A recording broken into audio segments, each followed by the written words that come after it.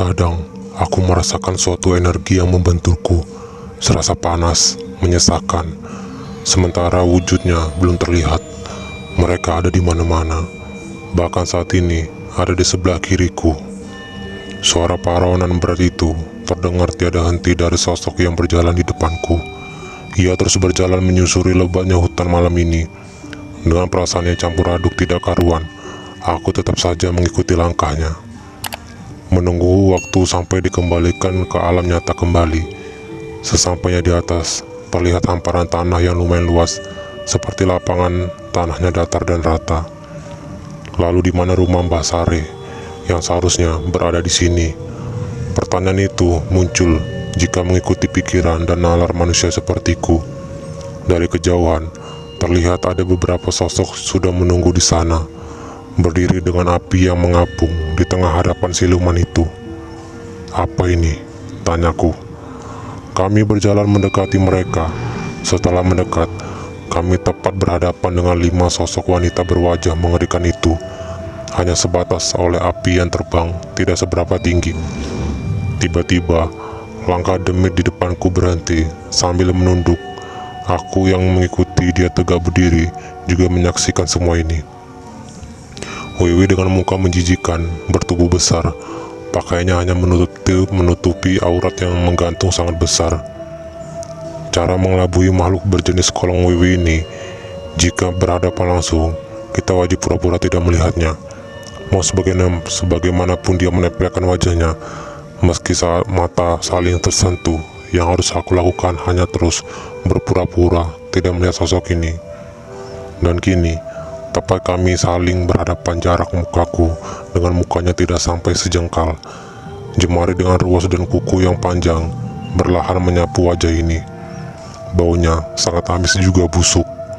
Hampir muntah aku dibuatnya. Hembusan hawanya terasa panas saat mulutnya terbuka. Kemudian, setan Wiwi ini mencari tahu kedalaman mata. Namun aku hanya terus berpura-pura tidak melihat. Dengan menggerakkan mataku memandang ke semua arah. Allahu Akbar, ucapku lirih. Sampai terangkat tubuh ini beberapa jengkal dari tanah dengan muka yang saling berhadapan. Namun, aku tetap tenang. Meski kini rasa geli menyiram wajah ketika ratusan ulat berwarna hitam menjalar ke leher juga wajah ini. Tanpa terasa, kaki ini sudah menginjak tanah kembali, dan Banaspati itu mulai terbang mengitariku. Disusul dengan semua sosok Wiwi itu sudah mulai mencengkeram seluruh tubuh badanku. 5 wajah yang bertumpuk itu menatapku. Ya Allah, jika ini ajalku, kenapa di sini? Batinku mulai goyah. 5 sosok itu membuka mulut sangat lebar bersamaan, seakan menelanku. Jangan sampai muntah atau aku mati, gumamku sambil menahan rasa mual yang luar biasa melandaku. Ucapanku aku gantikan dengan membaca ayat kursi. Setelah lantunan ayat kursi ku bacakan, tiba-tiba seperti meluruh, semua ulat yang menggerubuti seluruh tubuhku berjatuhan. Teriakan mereka kembali terdengar. Lalu 5 sosok itu menjadi satu, berubah dengan tubuh yang jauh lebih besar, dengan rupa yang sangat menyeramkan. Tidak lama, rikikan kuda terdengar, membuat redupnya api yang terbang di atasku. Sosok yang menyerupai Kang Sujanto juga berubah menjadi genderuwo dengan taring besarnya. Dari sibakan semua terlihat sepasang mata menyala itu bergerak ke arahku, macan kumbang sebesar anak sapi menggeram. Ya Allah, akan matikah aku kali ini? Bagai dikelilingi maut, berpeluk kematian, liru ucapku. Dalam kondisi apapun, jangan meluruhkan iman, jangan tinggalkan keyakinan. Derap langkah kaki kuda juga ringkikannya terdengar. Aku yang masih bergetar berdiri bersama sosok yang merasakan kegusaran itu. Macan kumbang menggeram keras, membuat aku tidak lagi sanggup berdiri, tersimpu di atas tanah dengan lemah. Namun, macan hitam itu berdiri di sebelah kiriku, menatap tajam ke arah Wiwi Gombel yang berada di depan sana. Salah dugaanku. Jika macan kumbang ini datang untuk menolong, tidak seberapa lama sosok ini berubah menjadi bocah yang aku kenal, Joko, dengan tatapan marahnya. Joko, ucap ucapku dalam lemah. Bocah itu hanya menatapku dengan mata berwarna kuning menyala, tersenyum memperlihatkan taring runcingnya. Sosok genderuwo besar yang menuntunku sampai di sini terlihat ingin menunjukkan murkanya. Siung kumbang, tidak perlu ikut campur. Suara besarnya terdengar mengerikan. Tanpa ada kata jawaban, Joko selangkah lebih maju. Ia datang, tidak hanya menjadi penolong juga pelindung, atau mungkin juga ada sebuah kesumat yang ingin sosok ini selesaikan. Dengan tanpa memperlihatkan reaksi keberaniannya, apa Wiwi ini yang menculik Joko dari alam nyata? Tanyaku dalam hati. Bocah itu lalu merunduk, jongkok, berubah kembali menjadi macan hitam di depanku. Badanku selalu gemetar, persendian lemas, mungkin takut. Tangan keriput tua memegang bahu sebelah kanan. Ku angkat wajah ini menyaksikan Mbah Sare sudah berdiri. Entah sejak kapan kemunculan nenek tua ini juga tanpa aku sadari. Hanya ucapan syukur terucap. Bangun, tidak selayaknya kamu takut dengan dedemit seperti itu, ucap Mbah Sare. Mbah, ini di mana? Kenapa dengan saya? Tidak ada waktu menjelaskan di saat seperti ini. Ini pegang, lawan mereka, katanya sambil memberikan ranting kayu bercabang. Sekilas, cahaya putih juga terlihat menyelimuti tombak ini. Belum usai terpana dengan kejadian ini, kembali terdengar suara berat lembut hitam itu. Saat ini, aku biarkan manusia ini hidup, Nyir Sare. Saat ini, aku biarkan mereka hidup, ucapnya. Dengan hilangnya ketiga sosok itu, hilang juga tombak di tanganku, berubah kembali menjadi ranting kayu biasa. Kepulan asap juga berubah Joko menjadi wujud bocah kecil kembali. Pejamkan matamu, Nang, Mbah Sari menyuruh. Aku hanya mengikuti apa yang disuruhnya. Hamparan tanah luas tadi sudah berubah menjadi gubuk si nenek. Kami berdua tanpa ada Joko berjalan di halaman rumahnya menuju masuk rumah. Secepat ini perubahan terjadi tanpa dirasakan tubuhku, di tanganku. Keadaan rumahnya sama persis mirip ketika datang pertama ke sini. Mbah Sari menyuruhku duduk di tikar itu. Joko mana, Mbah? Tanyaku. Joko ya keluyuran, jawabnya. Mbah, saya mau pulang, aku berucap. Kenapa? Nggak betah di sini? Tanyanya dengan tertawa.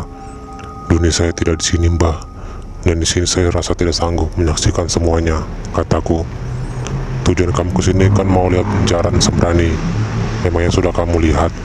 Mbah Sari bertanya. Aku hanya menggelengkan kepala, mau menjawab semua pertanyaannya. Hanya ada rasa sedih tiba-tiba dalam hati ini. Serasa ada kalimat yang terucap secara gaib.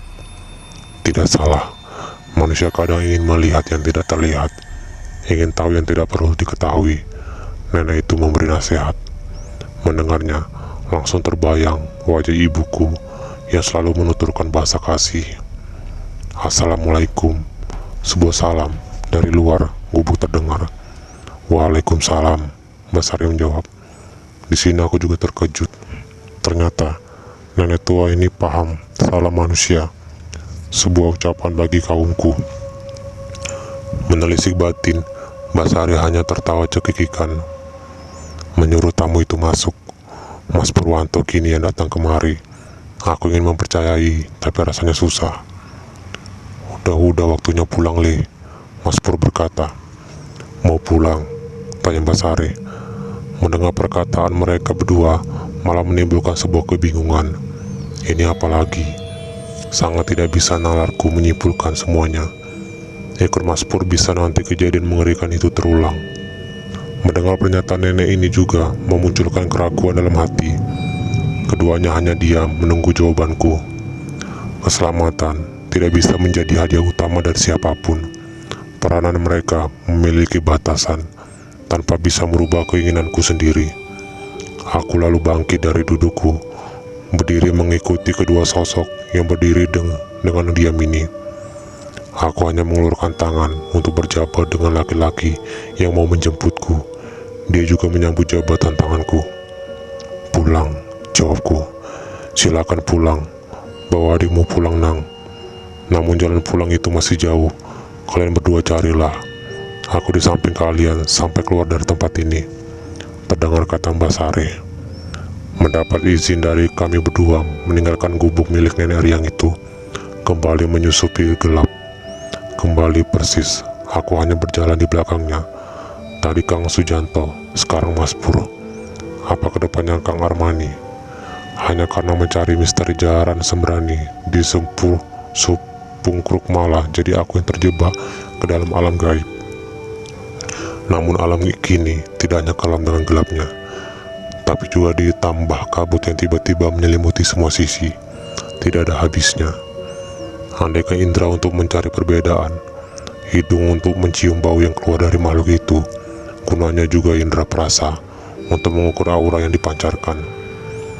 Perjalanan malam terasa begitu panjang, seakan waktu lambat berganti. Kami masih dengan menyusuri ganjil mencari di mana jalan untuk pulang. Langkah ini terus bergerak, meninggalkan gubuk nenek tua, mengikuti Mas Pur. Entah sosok ini benar dia atau bukan. Rasa pusing menghampiri, badan pun serasa berat. Semakin aku rasakan mencium dalam-dalam wangi bunga ini. Jangan dicium baunya, ini sirep dari makhluk di depan sana, kata Mas Pur. Aku yang mendapat kode itu langsung menekan kaos untuk menutup hidung. Jenis lelembut apa lagi di depan sana yang sudah menunggu kami berdua? Kamu gak apa-apa? Tanya Mas Pur. Gak apa-apa, lanjut saja Mas.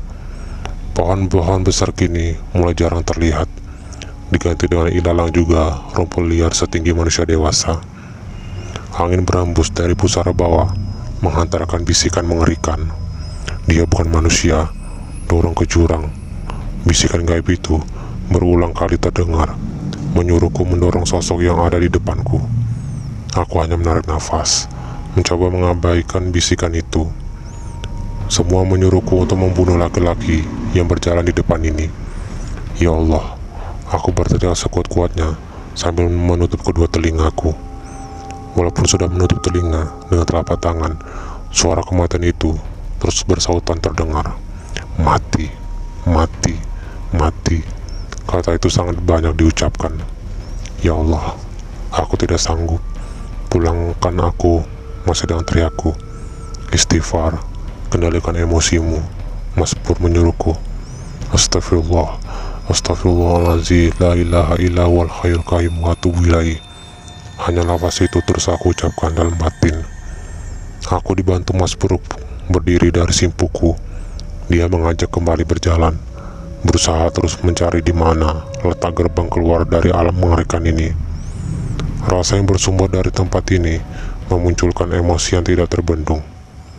Jangan berhenti istighfar, imbuhnya. Jalan di depan semakin menyempit. Semak yang terlihat tersibak menandakan ada makhluk yang mengikuti. Masih pertanda suara kematian. Batinku berucap, menggantikan lafaz doa. Hati-hati saja, wanita dalam tandu itu perlu diwaspadai, jawab Mas Pur. Dari mana dia tahu ada sosok wanita di dalam sana? Jangankan wanita di dalam tandu, wajah keempat pemikul itu saja belum terlihat sama sekali. Setibanya berhadapan dengan mereka, diturunkan tandu itu, lalu keluar wanita berparas cantik dengan tatapan matanya yang tajam. Jauh perjalanan kalian sampai sini, ucap sosok wanita itu. Aku hanya menjemput adikku untuk pulang, jawab Mas Pur. Siapapun yang sudah meminjak tanah di sini hanya akan mengantarkan jiwanya padaku. Terdengar kata ancamannya. Jiwa kami milik Tuhan kami. Tidak ada siapapun berhak atas kehidupan juga kematian kami. Sunggingan senyum sinis terlihat dari sosok di depanku. Aku hanya berdiri menyaksikan perseteruan mereka, hanya menunggu. Kenapa di alam ini banyak sekali penguasanya, sementara kalau di alam lain yang pernah aku alami, suatu tempat hanya memiliki satu pemimpin sesembahan. Jika berharap hidup, itu hanya akan ada satu orang di antara kalian berdua. Katanya kembali berucap, untuk apa bangsa kalian selalu menginginkan jiwa manusia? Sudah takdir, ini garis yang dibuat moyang kita jika kaumku dengan kaum kalian berseberangan. Mata yang semula sinis menatap, kini menyala berwarna merah. dengan menunjukkan sosok itu mematahkan tangkai mawar yang digenggamnya. Situasi seperti ini banyak didapati. Manusia gentar, takut, lalu mengikuti mereka untuk abadi di alam kelam. Perdebatan terjadi antara kami dengan sosok wanita itu. Karena hanya 2 lawan 5, demi dengan kemampuan yang pasti tidak bisa dianggap remeh. Menyaksikan itu, laki-laki di sebelahku mundur 1 langkah. Semerbak wangi bunga mulai tercium. Mengikutinya mundur 1 langkah.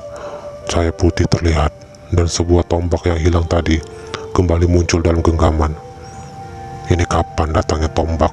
Ucapku dalam hati. Melihat itu, kelingan matanya menatap tajam ke arahku. Nyai Sembrani, kata itu terucap dari mulut sosok wanita itu. Nyai Sembrani, ini kan milik Mbah Sari, batinku. Apa Mbah Sari itu yang menjadi cerita warga desa, sosok dahulu yang menjadi legenda munculnya Jaran Sembrani. Patahan batang mawar di genggaman tangan wanita itu juga berubah menjadi sebuah keris berwarna kuning. Sambaran petir menghantam pohon kering tanpa daun di belakangnya.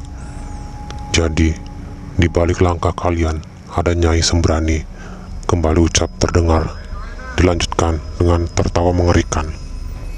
Siapa kamu sebenarnya? Aku Dewi Kolo Hanyuntari, penguasa negeri lembut sini. Izinkan kami untuk pulang.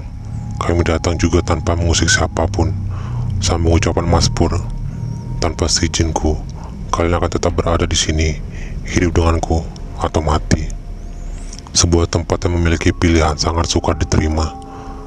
Perjalanan yang aku kutuk dengan teriakan dalam hatiku sendiri. Ingin aku tancapkan tombak ini ke arah sosok itu. Namun sebelum melangkah, tangan kiriku sudah dicengkeram oleh Mas Pur. Kenapa halangi aku? Tanyaku dengan dada yang panas. Kamu mau mati konyol di sini, katanya dengan nada yang berbalur emosi. Mendengar perdebatan itu, kelima sosok itu tertawa serempak. Suasana seperti ini, aku hanya menekan emosi. Lintasan wajah ibuku seketika memberikan rasa tenang, mengingat kembali semua nasihat beliau. Batin aku tuntun untuk melanjutkan nafas suci, terus berdoa dengan posisi tetap berhadapan langsung, saling menatap, sampai melesat wanita itu menusukkan keris menembus Mas Pur yang masih memegang tanganku. Anehnya, keris itu seperti tidak mengenai apa-apa, hanya menusuk angin. Wanita itu sontak mundur, lalu menatap dengan heran, mengangkat tangannya, lalu memandang tajam ke arah pusaka itu. Mulutnya mulai merapal mantra, lalu mengibaskan benda itu ke arah kami. Sebelum sinar itu tiba dengan cepat, gerak laki-laki di sebelahku menepis hanya menggunakan tangan di sebelah kiriku. Ternyata ini bukan ragamu manusia, seruannya terdengar bergetar penuh murka. Ya, ini jiwaku yang menjemput tadiku pulang, jawabnya. Ternyata bukan orang remeh, berani mengusik masuk ke alamku dengan rogo sukmo, hebat nyalimu. Yang tidak paham akan hal-hal seperti ini, yang perlu dijaga oleh hati hanya iman. Selaku teguhkan iman, sedekah mungkin mengenal Tuhan ketika terjebak di alam lain yang diciptakannya. Masih dengan ketegangan, sosok wanita bernama Dewi Kolo Hanyuntari semakin menggapai murkanya. Menyeringai, wajah-wajah menjijikan itu mempertontonkan pasangan taring. Salakan panjang terdengar, juga beberapa kali menggeram seakan ingin menerkam ke arah kami berdua. Tenang, bisik Mas Pur. Mendengar itu, aku hanya bisa diam.